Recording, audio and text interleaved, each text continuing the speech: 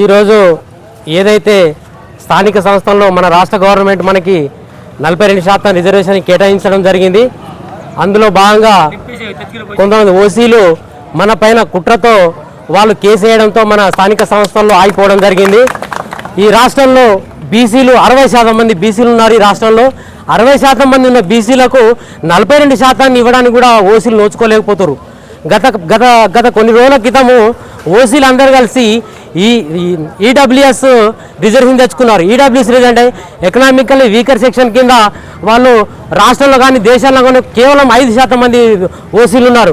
5% మంది ఓసీలు కలిసి EWS reservation కింద వాళ్ళు 10% రిజర్వేషన్ చేసుకున్నారు. వాళ్ళు 10% రిజర్వేషన్ తెచ్చుకున్నప్పుడు మన ఏ ఒక్క బీసీ నాయకుడు వాళ్ళకు అడ్డుపడలేదు. ఏ రాజకీయ నాయకుడు కానీ బీసీ సంఘాలు కానీ ఐక్య సంఘాలు కానీ ఎవరు కూడా వాళ్ళకి అడ్డుపడడం జరగలేదు.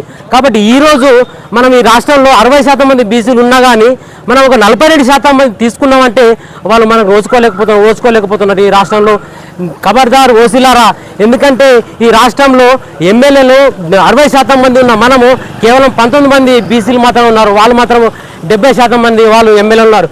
కాబట్టి రాబోయే ఎలక్షన్లో ఎవరైతే ఓసీలు నిలబడుతున్నారో వాళ్ళకి కంపల్సరీ మా బీసీల ఓట్లతో మీరు ఓసీలు గెలుస్తున్నారు. కాబట్టి మా బీసీలకు మేము బీసీలకే ఓట్లు వేసుకుంటాం. కాబట్టి ఖబర్దార్ రిజర్వేషన్కి ఎవరైతే ఏ కుల వర్గమైనా ఏ వర్గమైనా వాళ్ళు మాకు అడ్డుపడితే ఆ వర్గానికి బీసీలు ఖచ్చితంగా మేము అందరం కలిసి మా బీసీలకి ఓటు వేసుకొని మేము బీసీలకు గెలిపించుకుంటామని తెలియజేస్తున్నాము.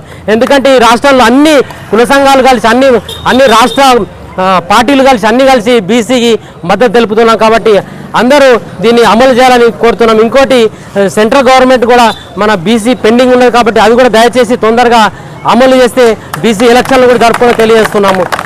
జై బీసీ, జై బీసీ. రాష్ట్ర